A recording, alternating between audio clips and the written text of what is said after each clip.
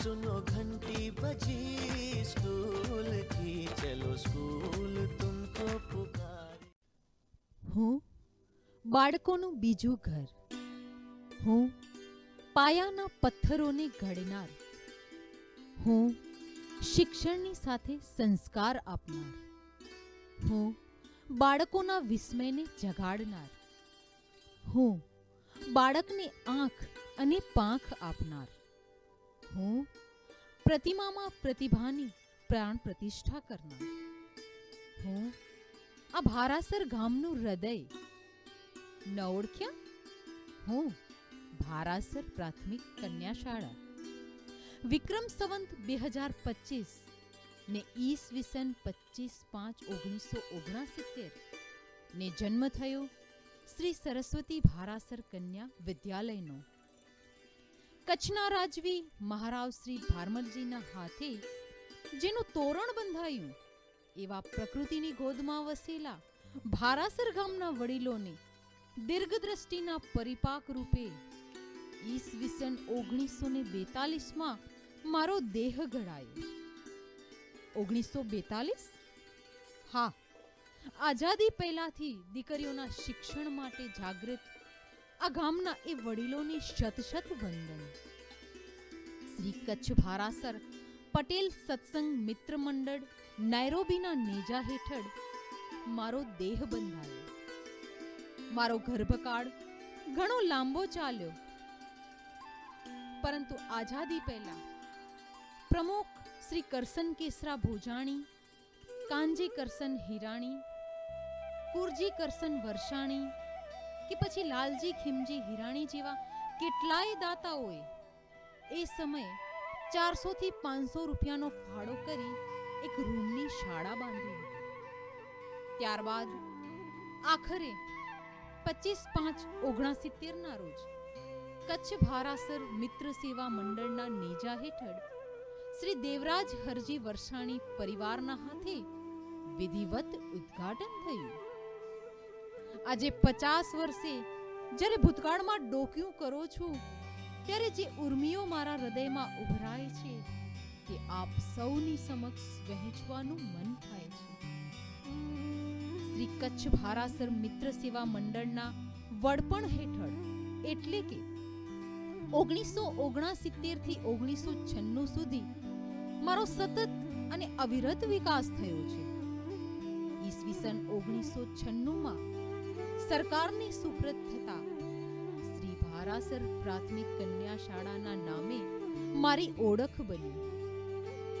મારા અસ્તિત્વને ટકાવવા, સાચવવા અને વિકસાવવામાં ગામના શ્રેષ્ઠ દાતાઓ, વડીલો, સરપંચશ્રીઓ બધાનો ફાળો છે.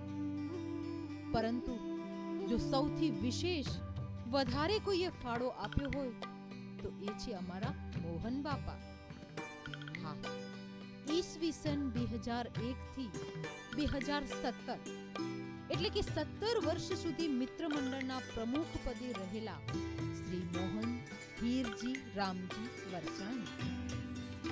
શાળાના બીજા માળનું બાંધકામ હોય કે બાલ મંદિર, કુમાર શાળા, કન્યા શાળાના ભૂકંપ પછીનું રિનોવેશન હોય કે પછી આ નવા વિદ્યા સંકુલનું બાંધકામ હોય, આ દરેક બાબતોમાં પોતાનું તન અને મન દઈને પોતાનું શ્રમદાન આપનારા અને એમને સાથ આપનારા શ્રી નિલેશભાઈ પણ આ તમારું ઋણ હું શી રીતે ચૂકવીશ? તમારી છત્રછાયા હેઠળ હું આજે પણ મારી જાતને સલામત મહેસૂસ કરું છું.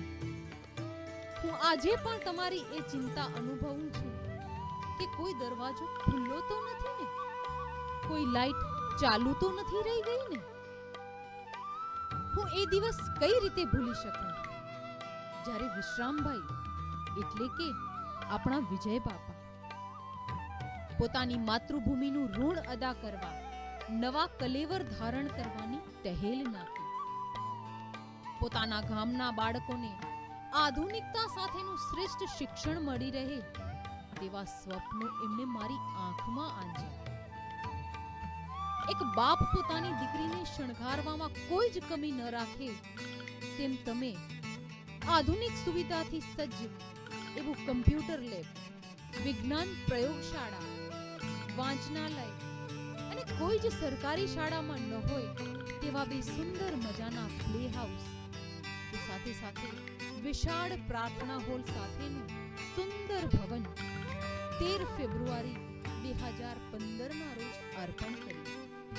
એટલું જ નહીં, આજે પણ મારી દીકરીઓનો પ્રવાસ હોય કે તેમને શૈક્ષણિક કીટ આપવાની હોય કે તેના સ્વાસ્થ્ય માટેની ચિંતા હોય કે તેમને પ્રોત્સાહિત કરવા માટે ઇનામો હોય, આવી તો કેટલીય બાબતો વણ માંગીએ તમે આપો છો. ટૂંકમાં કહું તો હું તમારું માનસ સંતાન છું એમ કહું તો કંઈ અતિશયોક્તિ નથી. અને હા, બંને શાળાની જૂની બિલ્ડિંગોને પણ તમે જ રિનોવેટ કરાવી, એ તો હું કેમ ભૂલી શકું. જનની જન્મભૂમિશ્ચ સ્વર્ગાદપી ઘરીયસી, આ સૂત્રને તમે સાર્થક કરી મારું સ્થાન બહુ ગૌરવશાળી બનાવ્યું છે. 50 વર્ષની મારી આ યાત્રામાં પુષ્પાબેન મહેતા જેવા કડક અને અનુભવી આચાર્ય મળ્યા, જેમણે 22 વર્ષ સુધી કેળવણીની ધૂણી વખાવી. તો 1996 થી 2014 સુધી, એટલે કે સતત 19 વર્ષ સુધી શિસ્ત, સ્વચ્છતા અને સમય પાલન એટલે ભારાસર કન્યા શાળા.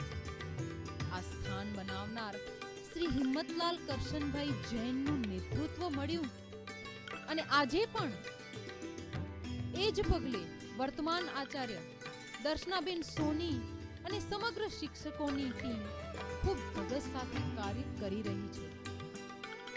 મોર તેના સુંદર પીછાથી રણિયામણો હોય છે, તેમ હું પણ મારા શિક્ષકોની મહેનત અને બાળકોના ધગશના લીધે રળિયામણી બની છું.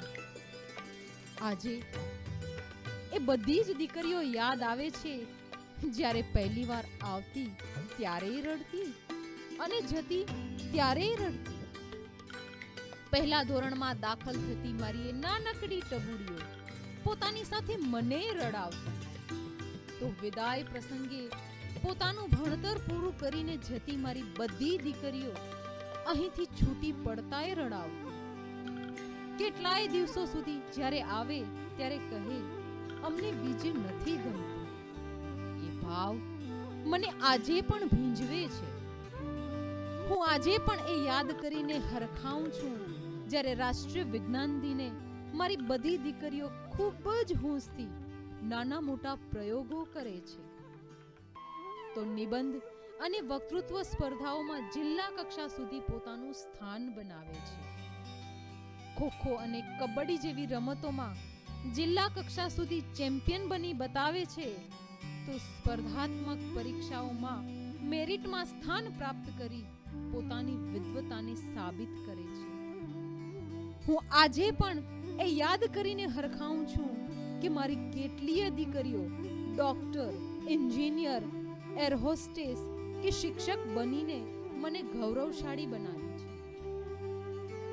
આજે ચોક્કસ કહીશ કે મને એ વાતનો સંતોષ છે કે મારી દીકરીઓને ફક્ત શિક્ષણ નહીં પણ સંસ્કાર સાથેનું શિક્ષણ આપ્યું છે.